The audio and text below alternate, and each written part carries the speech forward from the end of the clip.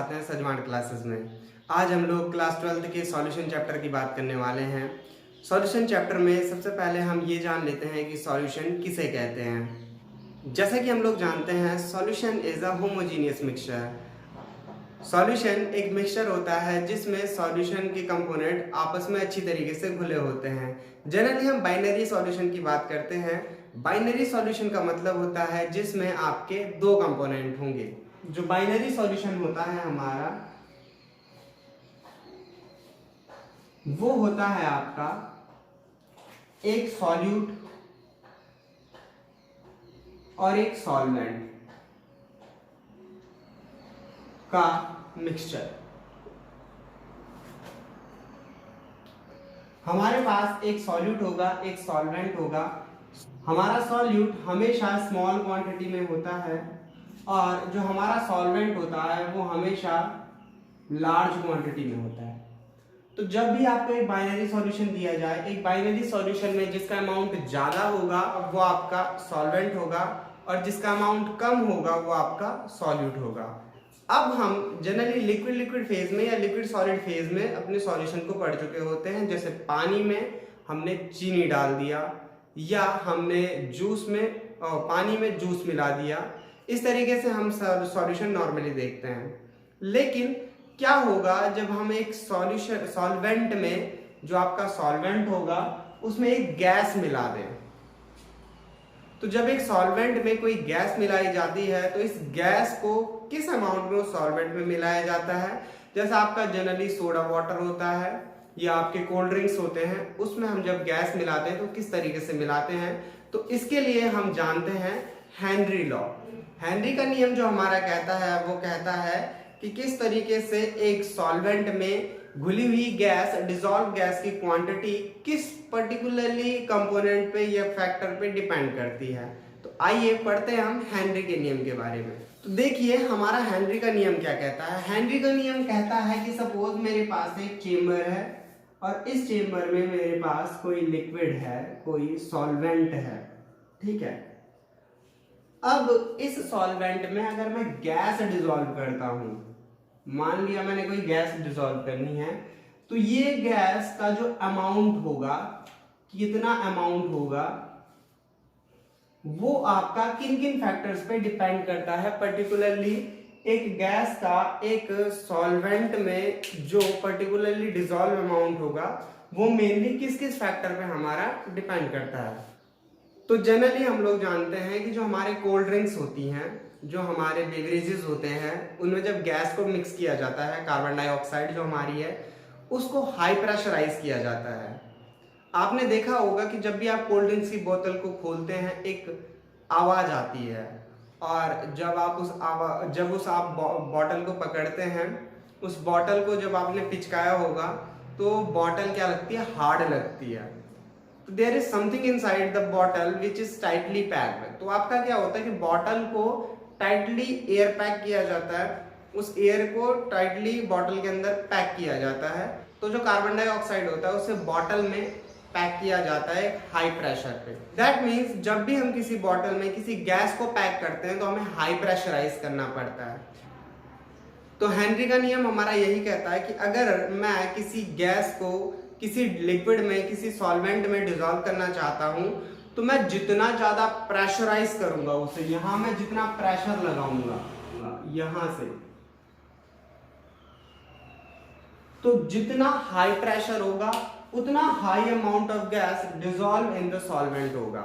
इस सॉल्वेंट में गैस का अमाउंट उतना ज्यादा घुलेगा जितना ज्यादा मैं प्रेशर लगाऊंगा। तो हेनरी का नियम हमारा सिंपल कहता है at a constant temperature the mass of a gas dissolve in a solvent is directly proportional to the pressure of the gas in the equilibrium with the solution. तो जब वो गैस आपका solvent के साथ उस particular solution में equilibrium, साम्यावस्था पर होगी, तो साम्यावस्था पर जो उसका प्रेशर होगा, इक्विलिब्रियम पे जो प्रेशर होगा उस प्रेशर के डायरेक्टली प्रोपोर्शनल होगी। तो इसे मैथमेटिकली हम लोग कैसे लिखते हैं कि जो आपका मास ऑफ अ गैस है ये directly proportional to the pressure आपका होता है, और जब मैं प्रोपोर्शनलिटी का साइन हटाता हूं तो एक कांस्टेंट के लिखते हैं जिसे हम के एच लिखेंगे। ये एच पर्टिकुलरली हेनरी कांस्टेंट के नाम से है। तो जो ये हमारा होता है के एच, ये आपका हेनरी कांस्टेंट होता है और हर गैस के लिए अलग अलग होता है।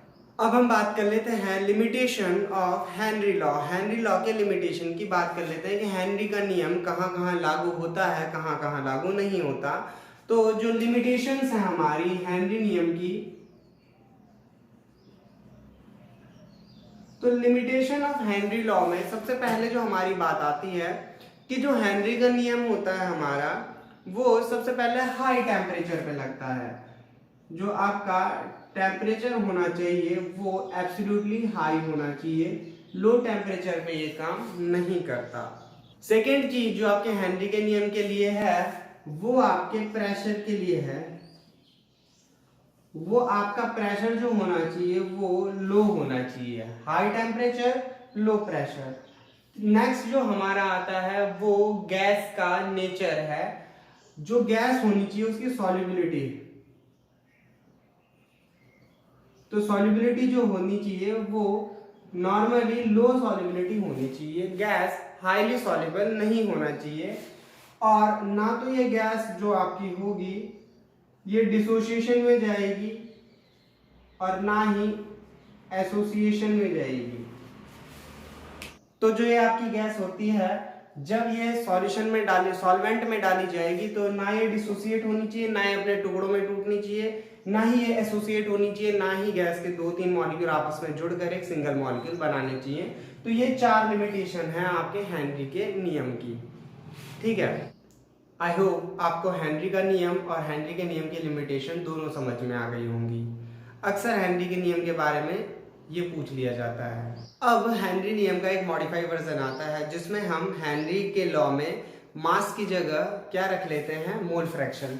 जब हम सॉल्युबिलिटी ऑफ अ गैस की जगह में क्या रख लेते हैं, mole fraction of the gas. हम बात करते हैं कि गैस का मोल फ्रैक्शन, तो जब हम मोल फ्रैक्शन रख लेते हैं, हम मोल फ्रैक्शन को डायरेक्टली प्रोपोर्शनल टू प्रेशर कहेंगे।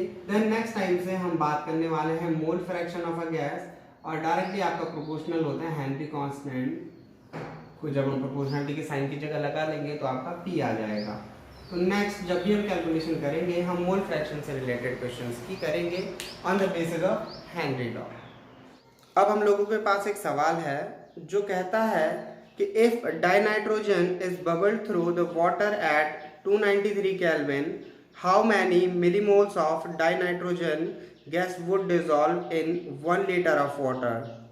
Assume that dinitrogen exerts the partial pressure of 0.987 bar and the kH for dinitrogen at 293 Kelvin is 76.48 किलोबार। अब हमारे पास सवाल में जो सबसे पहले दिया गया है वो आपको दिया गया है partial pressure of dinitrogen which is 0.987 bar and जो आपको दिया गया है वो KH वैल्यू ऑफ नाइट्रोजन दे रखी है, वो आपको दे रखी है 76.48 किलो बार। सबसे पहले हम निकाल लेते हैं मोल फ्रैक्शन ऑफ डाइनाइट्रोजन।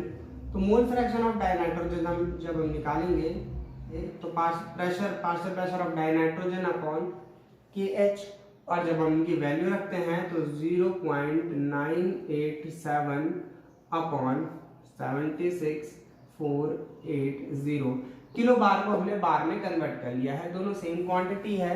तो अब हम मोल फ्रैक्शन को जब कैलकुलेट करें तो हमारा आंसर आएगा 1.29 इंटू 10⁻⁻⁵।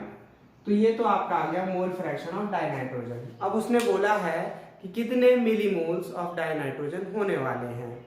तो हमें पता है मोल फ्रैक्शन को जब हम लिखते हैं, mole fraction is equal to mole of nitrogen N of dinitrogen upon आपका mole number of dinitrogen plus mole number of H2O in 1 litre.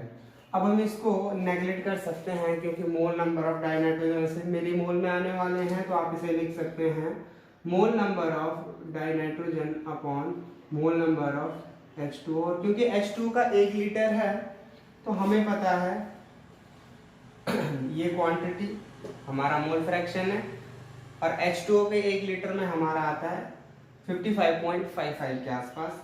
तो मोल नंबर ऑफ डाइनाइट्रोजन अपॉन 55.55, और यहाँ आएगा 1.29 इंटू 10⁻⁻5।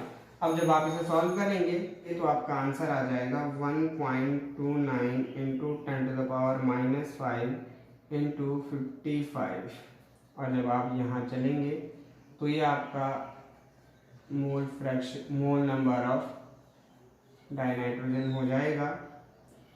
करेंगे तो ये आएगा 0.716 मिली मोल। तो ये आपका फाइनल आंसर इस तरीके से आ जाएगा। आराम से इसे पॉज करके नोट कर लीजिए। हम आपके लिए एक और सवाल छोड़ के जाते हैं, आप इसे ट्राई जरूर कीजिएगा, ठीक है। और उम्मीद है आपको टॉपिक समझ में आया होगा। यदि टॉपिक से रिलेटेड कोई भी प्रॉब्लम हो तो प्लीज़ हमें कमेंट जरूर कीजिएगा। मिलते हैं अगले वीडियो में इसी से आगे हेनरी नियम के बाद सॉल्युबिलिटी ऑफ अ गैस को अदर प्रोपोर्शन में एक्सप्लेन करने के लिए। तब तक के लिए बाय बाय।